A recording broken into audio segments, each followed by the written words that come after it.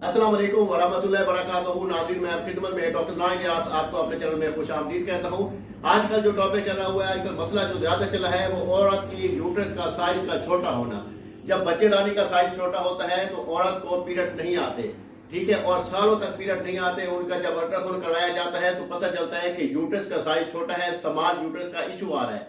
तो small uterus के issue के लिए वो बहुत सारी मेडिसिन लेती हैं, तरह तरह की मेडिसिन, हकीमों से, डॉक्टरों से, ठीक है, और गैनोकोलॉजिस्ट से, सबसे दवाई मेडिसिन लेने के बाद वो थक के घर बैठ जाती है।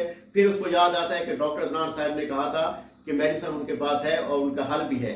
और अल्हम्दुलिल्लाह हमारे पास हजारों के हिसाब से ऐसे पेशेंट थे जो मतलब समाज यूट्रस का इशू था, वो 10 साल से, 12 साल से, कोई 5 साल से, कोई 8 साल से, उनको पीरियड्स भी नहीं आते थे, ठीक है।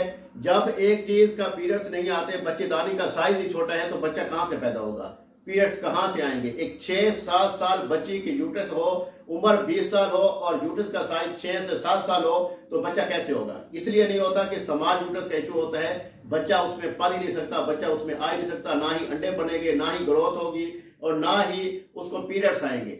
इसकी अलामात का पता कैसे चलेगा। पहले ये देखिए कि जब बच्ची जवान होती है 13 साल में, 14 साल में, उनके माँ बाप को इसकी तवज्जो देनी चाहिए, खास तौर पे उसकी माँ को। वो देखे कि मेरी बच्ची को पीरियड्स आ रहे हैं कि नहीं आ रहे, ठीक है। पहली बात ये कि अगर उसी टाइम वो तवज्जो देगी तो वो मर्द जो है वो काबू में हो जाएगा, बच्ची अभी ग्रोथ कर रही होगी, तो उसमें अगर उसको मेडिसिन दी जाएगी तो वो इंशाअल्लाह ताला जल्दी ग्रोथ करेगी और बच्ची दानी का साइज भी ठीक हो जाएगा और बाद में शादी भी आराम से होगी, बच्चे भी हो जाएंगे।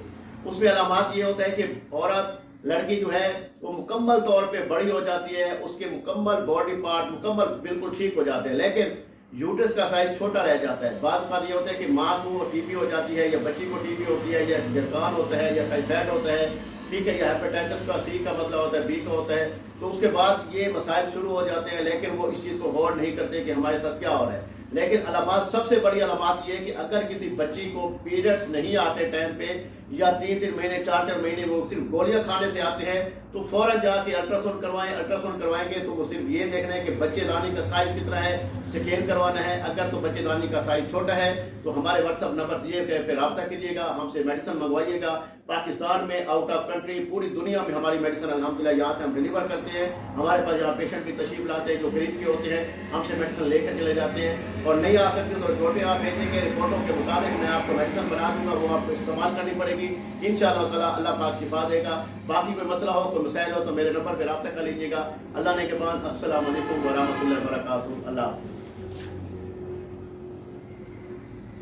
ये ब्लैक कलर